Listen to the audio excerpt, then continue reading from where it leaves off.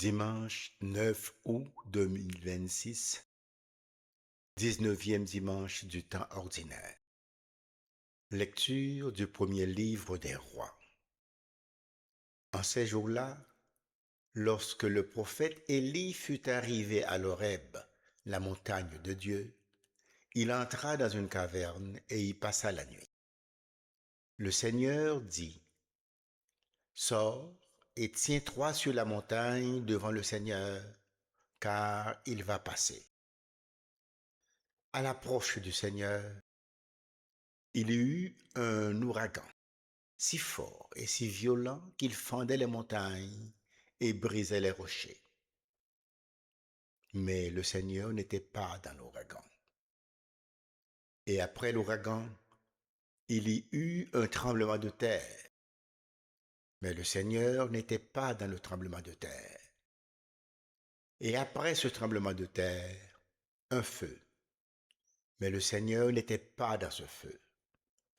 Et après ce feu, le murmure d'une brise légère. Aussitôt qu'il l'entendit, Élie se couvrit le visage avec son manteau.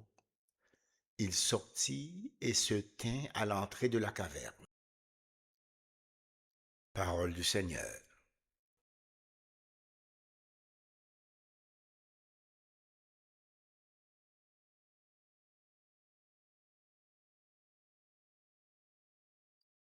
Fais-nous voir, Seigneur, ton amour et donne-nous ton salut. J'écoute. Que dira le Seigneur Dieu? Ce qu'il dit, c'est la paix pour son peuple et ses fidèles. Son salut est proche de ceux qui le craignent, et la gloire habitera notre terre. Fais-nous voir, Seigneur, ton amour, et donne-nous ton salut. Amour et vérité se rencontrent. Justice et paix s'embrassent. La vérité germera de la terre, et du ciel se penchera la justice. Fais-nous voir, Seigneur, ton amour, et donne-nous ton salut. Le Seigneur donnera ses bienfaits, et notre terre donnera son fruit. La justice marchera devant lui, et ses pas traceront le chemin. Fais-nous voir, Seigneur, ton amour, et donne-nous ton salut.